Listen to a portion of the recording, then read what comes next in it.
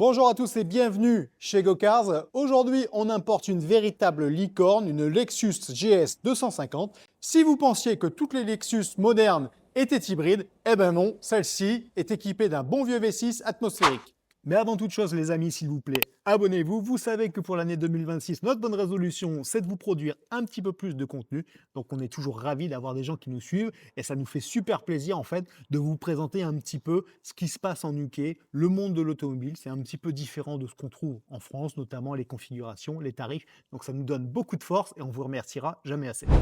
Donc pourquoi on parle de licorne quand on évoque cette voiture? Eh bien tout simplement parce qu'elle a été que très peu commercialisée en France. C'est un année modèle 2012 et au moment de sa sortie, elle était bien sûr en concurrence avec la GS 450H qui était un modèle hybride. Et les gens en France ont préféré cette motorisation hybride pour justement éviter le malus écologique qui déjà à l'époque posait souci.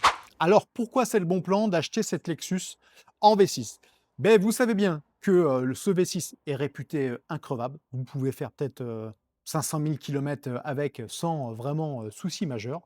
Et on retrouve beaucoup en France les Lexus GS 450H, donc avec la partie hybride. Et comme vous le savez, au bout de 10-12 ans, ce qui pose souci, c'est la batterie. Même si vous faites un check sur la batterie, sur son état de santé, vous savez très bien que forcément, si la voiture elle a 10 ou 12 ans et qu'elle a eu bon nombre de cycles charge et décharge, elle est nettement moins performante qu'à ses débuts. Acheter cette Lexus directement en V6, ça vous enlève ce stress de la batterie qui pourrait lâcher, même si Lexus s'est réputé très fiable. Mais il faut bien dire ce qui est une batterie qui a plus de 10 ans, forcément on commence à se poser la question de son remplacement et ça a un coût. Et autre avantage, qui dit absence de batterie, dit une place absolument énorme dans le coffre. Donc on voit bien sur l'extérieur que c'est cette génération qui a introduit les feux de jour à LED avec cette forme de vague. Et puis on voit bien du coup la calandre en forme de sablier qui est typique des Lexus. Donc l'extérieur est assez classique, voilà, c'est sobre, c'est élégant, mais l'expérience Lexus, elle prend tout son sens quand vous rentrez à l'intérieur. Donc là, sur notre finition Luxury, donc on voit qu'on a un intérieur marron. Les contreportes sont vraiment très jolies. Ici, vous avez un cuir qui n'a pas l'air très fragile. Les boutons qui sont de bonne facture, votre mémoire des sièges.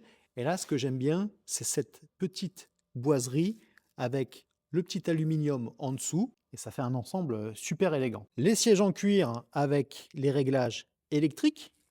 Vous voyez que le cuir est perforé. C'est tout simplement parce que vous avez une option siège ventilé sur cette voiture. Au niveau de l'intérieur, vous avez ce joli volant avec toutes les commandes de chaque côté. Le démarrage se fait ici. Donc là, on a le call start qui s'allume. Et regardez-moi la taille de cet écran. Il est absolument immense et il est en deux parties. Donc vous pouvez un petit peu sélectionner ce que vous voulez. Donc là, sur la partie gauche, vous avez la carte. Et sur la partie droite, vous avez le téléphone qui se connecte.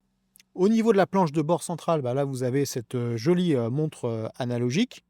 Et puis ici, votre commande de clim, la sono Mark Levinson. Et en bas, vous avez ce rappel de boiserie, plus ici, comme je vous ai dit, vos commandes de sièges chauffants et ventilés. Alors le moelleux des sièges est très intéressant, la voiture est très confortable et puis l'expérience Lexus, c'est un petit peu ce calme et volupté propre à la marque où vous avez une incroyable souplesse de fonctionnement. Ça passe par la boîte, ça passe par le silence du moteur, par le confort et par ce fait de toujours avoir assez de couple et de toujours rouler sur un filet de gaz. Et c'est une voiture qui est très agréable à conduire, notamment sur les trajets routiers ou autoroutiers, où là, elle prend vraiment tout son sens d'une grande berline de luxe. Donc ici, la petite souris, ça demande un petit temps d'adaptation, là des touches de raccourci. Et là, ici, vous voyez, c'est pour en fait poser votre main et pouvoir maniper comme ça quand vous conduisez. Là, vous avez les modes de conduite avec un mode neige. Ici, une grande boîte à gants avec une prise allume-cigare plus une prise USB. Et là, vous avez l'activation ou la désactivation de votre aide au stationnement. Ici, vous avez une très belle boîte à gants et surtout très spacieuse parce que regardez la taille du bouquin Lexus, il y rentre sans problème. Là, sur la partie droite de la voiture, vous avez la désactivation de votre ESP, le nettoyage des feux, et ça, c'est des capteurs d'angle mort pour les rétros. Ici, je ne sais pas si je vous l'ai dit, mais ça, vous appuyez et ça se lève, et vous avez 2 porte-gobelets juste ici. Passons à l'arrière maintenant, et vous voyez qu'il y a largement la place pour voyager confortablement. Le siège devant est réglé pour moi. J'ai quand même pas mal d'espace aux genoux, surtout en plus que quand on regarde le dessin des sièges, vous avez l'espace pour, si vous étiez plus grand, venir passer vos genoux et pas être coincé ici. Là, votre commande de vitre, et vous avez même un petit cendrier, chose qui ne se fait plus depuis quelques années maintenant. Au niveau de la garde-toit, c'est plutôt pas mal, hein. Bon, moi, je suis pas très grand, je fais 1,76 m, mais il reste suffisamment de place. Et vous avez le siège qui est un petit peu creusé, donc vous êtes bien maintenu sur les côtés. Et sincèrement, à l'arrière, c'est très confortable. On a également très joli accoudoir avec l'accès pour une trappe à ski, un espace de rangement ici. Là, vous pouvez poser votre téléphone. Et ici, si vous appuyez là, hop, vous avez 2 porte-gobelets. Et là, sincèrement, je suis posé, hein, je suis confortable, bien installé. Je ne suis pas ballotté de chaque côté parce qu'il y a un bon maintien. Et là, je me vois bien faire à l'arrière 600-700 km sans problème majeur et dans un confort vraiment royal. Voilà, comme je vous dis, hein, le coffre hyper profond, hyper large, et là une bonne hauteur pour caler toutes les valises. Comme je vous ai dit, hein, il n'y a pas cette hauteur propre aux batteries. En dessous, vous avez même une roue de secours type galette. Là, ici, à droite, vous avez même encore un espace de rangement. Voilà, ce qui manque peut-être, ce serait une ouverture automatique du coffre. Ça, c'est un peu dommage que sur une voiture de ce standing, eh ben, on n'ait pas juste à appuyer sur un bouton pour ouvrir, fermer le coffre.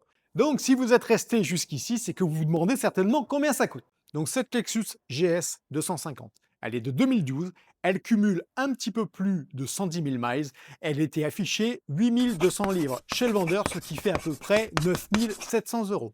Ajoutez à cela les 10% de droits de douane, ajoutez à cela les 20% de TVA, plus notre pack de services qui inclut pour ce cas-là une livraison dans la zone rouge de notre carte de département, donc c'est vraiment la livraison la plus chère, et on se retrouve avec un tarif final importé de 14 990 €.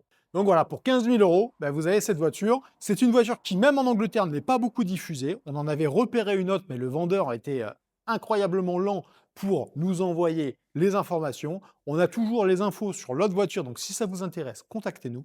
Elle a 20 000 miles de moins, c'est exactement la même config, finition luxury, mais c'est une carrosserie bleue. Entretien complet Lexus, mais elle était un peu plus chère et on serait sur un tarif importé d'environ 16 000 €. Donc merci de nous avoir regardés, s'il vous plaît, abonnez-vous, ça nous donne beaucoup de force et on vous dit à très bientôt pour une prochaine vidéo.